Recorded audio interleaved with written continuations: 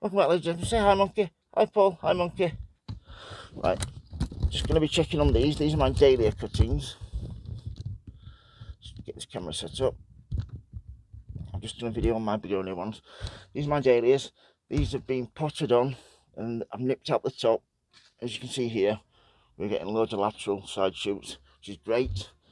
This one here is absolutely amazing. I've started feeding these now twice a week. So I want these to be great for the garden.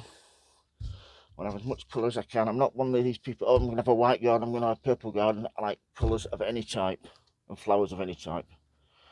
Just as long as it brings some happiness.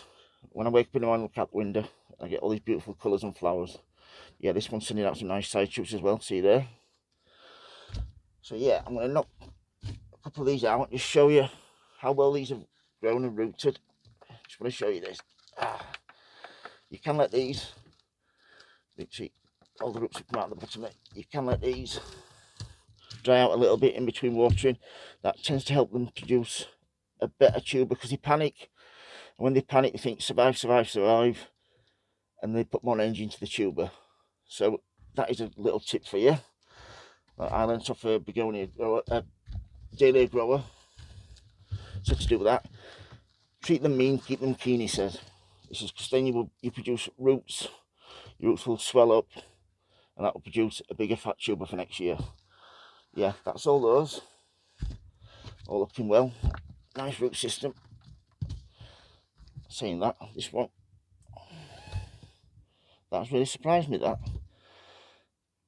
All the rest producing nice roots, but it's going to root, that, definitely. So I shall, and like so, and I'll give that a good water and a good feed, and I'm positive that will root. So yeah, that's my dahlia tubers, my dahlia cuttings, sorry. They've all rooted apart from this one, which will root. There's no rot on any of them, and they're all producing loads of nice side shoots. Like I said, look how many flowers I'm going to get off this bad boy. And then when this is so big, you can do that again if it's too early in the season. So then when it's just time for these to go out after the frost, they will produce lots and lots of beautiful flowers. I grow, being asked what I grow them in. I grow them in a peat-free compost, a peat-based compost, sorry. I feed them with Miracle Grow and liquid tomato feed, which is Tomorite. And yeah, these will go out after the last frost. I'll harden them up for a few days and then put them out. And these will produce some beautiful flowers. I have some more cuttings to take, which I'll probably do today, which are here. Yeah, well, I've got 5 or 6 cuttings to take off this one. I'm just giving it a good water before I do that. And yeah, that's about it. Oh, and I've got some more. Wait a minute. I have some more in here. This one is another cutting here. This has been under my LED grow lights. I'll show you the difference. This one's been underneath my lights. And look at the difference there.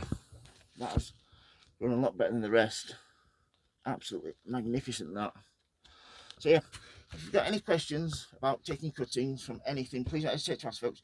If you like my videos, please subscribe. And as always, happy sowing, happy growing. Thank you for watching, everybody, and please keep safe. Thank you. Bye.